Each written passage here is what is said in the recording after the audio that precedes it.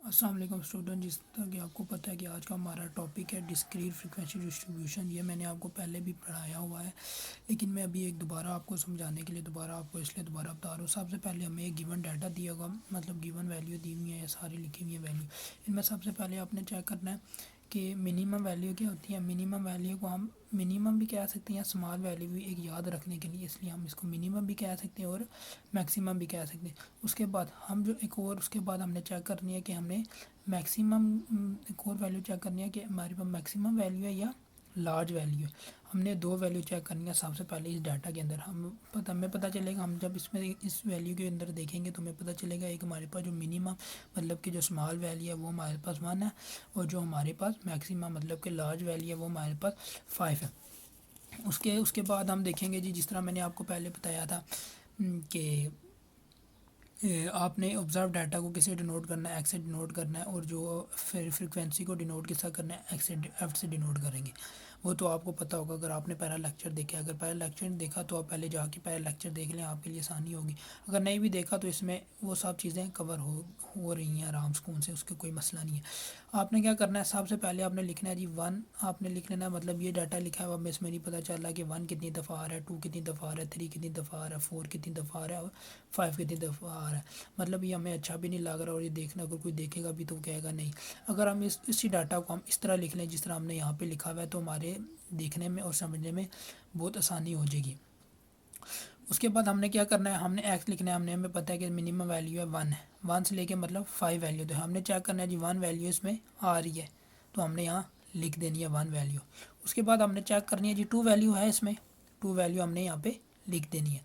उसके बाद हमने करना है जी, देखना 3 वैल्यू है, 3 वैल्यू आ रही है, हमने इसमें लिख देनी है। फिर हमने चेक करनी है 4 वैल्यू है, 4 वैल्यू आ रही है तो हमने इसमें लिख देनी है। फिर हमने चेक करनी है 5 वैल्यू, कि मतलब 5 नंबर है इसमें कि नहीं, 5 है नंबर। उसके बाद यहाँ पे आपने टोटल नीचे लिख लेना है ताकि इनका सम आप कर सकें।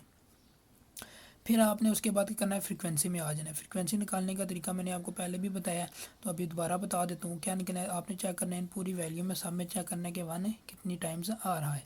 तो हमारा यहाँ पे 1 टाइम्स आ रहा है तो हमने इस तरह लिख दिया। अब आपने चेक करना है 2 कितने टाइम्स आ रहा है, 2 आ रहा है हमारा 3 टाइम, तो हमने 3 टाइम लिख दिया। उसके बाद हमने चेक करना है 3 कितने टाइम्स आ रहा है, 3 हमारा आ रहा है 2 टाइम्स। उसके बाद हमारा चेक करना है जी 4 कितने टाइम्स आ रहा है, 4 टाइम, ओ मतलब कि 7 टाइम्स आ रहे हैं। 5 कितने टाइम आ रहा है, 7 टाइम। ये आपने इस तरह, ये आपके लिए मुश्किल होगा। मैं आगे जाके अभी थोड़ा इसी टॉपिक इसी वीडियो में मैं आपको ये बताऊंगा कि ये सबसे आसान तरीका फ्रीक्वेंसी निकालने का क्या है। ये तो आपको एक समाज समझाने के लिए।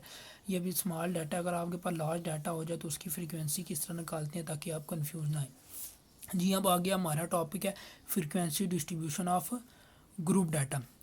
इसमें हम क्या पढ़ेंगे जी, इसमें हम मैं आपको बताऊंगा कि नंबर ऑफ़ क्लासेस किस तरह निकालते हैं, ठीक हो गया।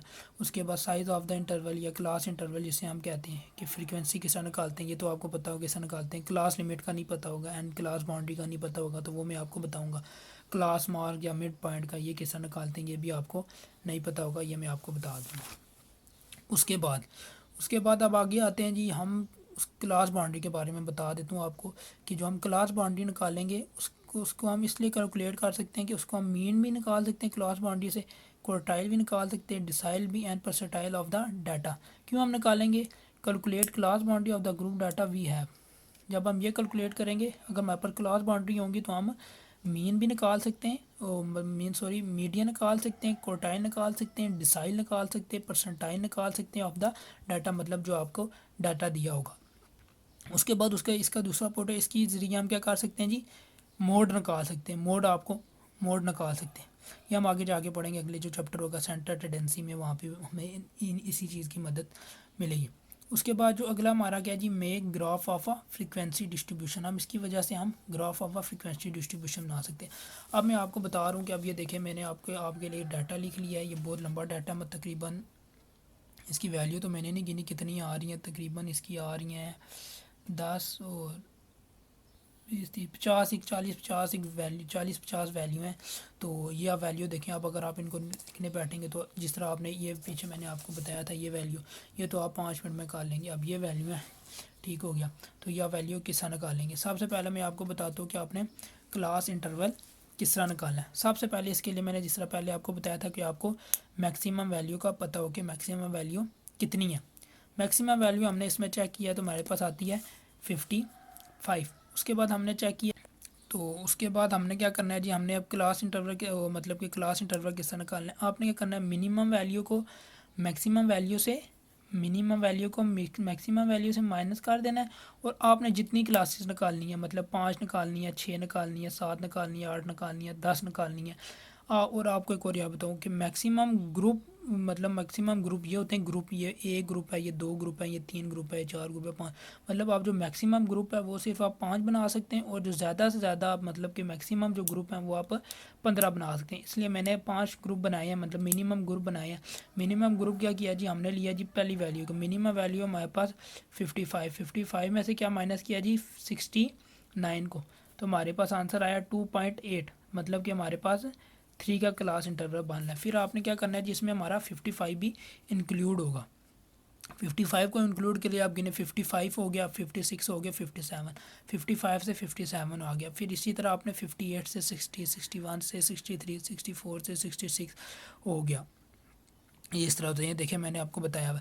और हाँ, और क्लास इंटरवल का एक और तरीका भी है पता करने का, क्या है कि आपने सेकंड जो अपर क्लास लिमिट है इसको माइनस कर देना है फर्स्ट क्लास ऊपर वाली वैल्यू, मतलब इस वैल्यू को सेकंड वैल्यू को आपने फर्स्ट वैल्यू से माइनस कर देना है, तो उससे भी आपको पता चल जाएगा कि आपका क्लास इंटरवल कितना है। इस तरह कर सकते हैं आप, या 61 को फिर 68 से माइनस करें, या 64 को 61 से करें, या 67 को 64 से करें। उम्मीद है कि आपको ये समझ आ गई। अगला हमारा टॉपिक है जी क्लास बाउंड्री। हम किस साथ बताते हैं क्लास बाउंड्री का एक आसान सा तरीका बता देता हूँ, आगे आपको डिफाइन भी कर दूंगा। सिंपल है, ये जो वैल्यू लिखी है इसमें से आपने 0.5 माइनस कर देना है और इसमें 0.5 प्लस कर देना। सिंपल सा तरीका ये है, ठीक हो गया। देखें सब इसी तरह होगा, 0.5 माइनस की हुई है, मतलब शुरू की वैल्यू में से 0.5 माइनस की हुई है और आगे की वैल्यू में 0.5 प्लस की हुई है।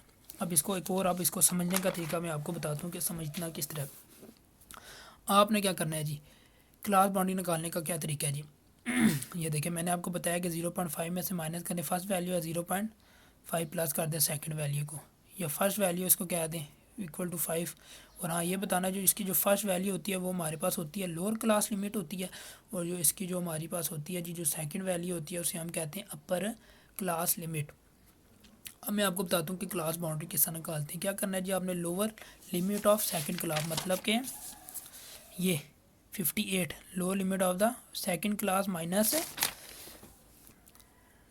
Upper limit of first class. Upper limit of first class क्या है जी हमारे पास 57। तो हमने क्या किया जी 58 को माइनस किया 57 से, उसको हमने डिवाइड करना है जी 2 से। 2 से हम डिवाइड करेंगे तो हमारे पास आ गया 0.5। इसी तरह हमने क्या करना है जी 0.5 को माइनस करना है फर्स्ट वैल्यू से, मतलब अपर क्लास से माइनस करना है, लोअर क्लास से माइनस करना है और अपर क्लास में प्लस करना है। तो ये आपका क्लास बाउंड्री निकालने का सिंपल सा तरीका है, कोई मुश्किल नहीं है।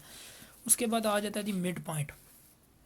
मिड पॉइंट निकालने का तरीका क्या है। मिड पॉइंट निकालने का सिंपली तरीका है, जो आपको ये यहाँ पे वेट दिए हो, क्लासेस दी हुई हो, या कुछ भी दिया हो यहाँ पे इस तरह की वैल्यू होंगी, मतलब जो इंटरवल बने हुए होंगे, उसमें आपने क्या करना है, आपने 55 को क्या करना है 55 को प्लस करना है, 55 प्लस 57 डिवाइडेड बाई 2 कर देना।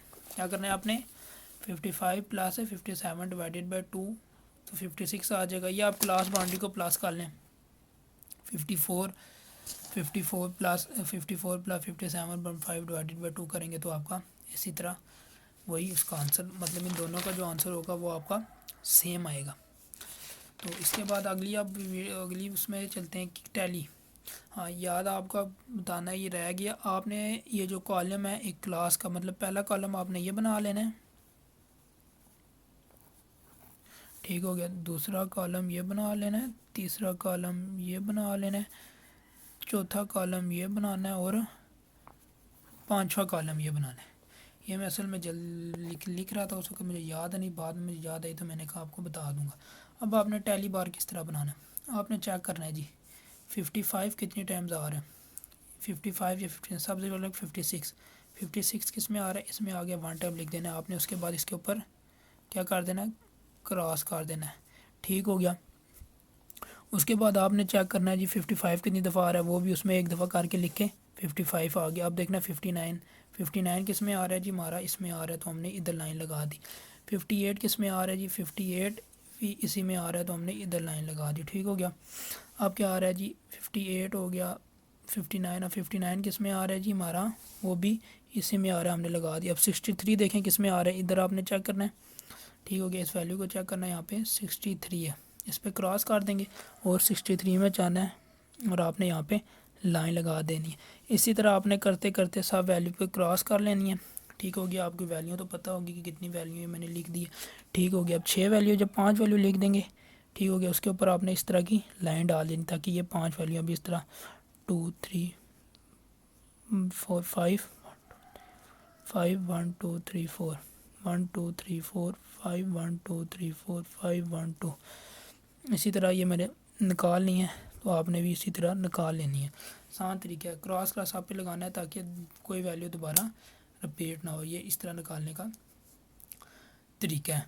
यकीन है कि आपको समझ आ गई होगी। ये आपको फिर टैली का दोबारा बता दूँ तो टैली कैसे निकालना है, आपने पहली वैल्यू देखनी है जी क्या, 56 को 56 के कॉलम में लिख देना है, उसके ऊपर क्रॉस लगा देना है। फिर क्या करना है जी, 55 को फिर जी देखना किस कॉलम में आ रही है, इसमें आ रही है, इस पर लाइन लगा देनी है, उसके ऊपर क्रॉस लगा देना है। 59 देखना किधर आ रहा है जी, इसमें आ रहा है जी, नीचे वाले में आ रहा है, इसमें लगा के क्रॉस कर देना है। इसी तरह सब वैल्यू क्यों करना है, आपकी वैल्यू कोई रिपीट नहीं होगी। इस तरह करेंगे तो आपका आसान होगा। अगर आप इस तरह ढूंढने शुरू हो जाएंगे, 56 ये आया जी, फिर 66 ये आ रहा है, इस तरह आपकी वैल्यू की मिक्स हो जाएगी और आपका आंसर गलत हो जाएगा। तो यह आपका तरीका है। अगर मेरी वीडियो आपको पसंद आई हो तो इसको लाइक, शेयर और मेरे चैनल को सब्सक्राइब कर देना।